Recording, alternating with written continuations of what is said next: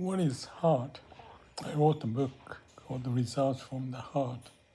And in there I didn't define anything because I thought people may get it.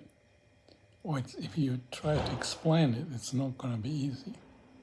But if you try it here, now, heart means like a God, Amida Buddha, Lords of the Universe, Lords of Nature, Absolute.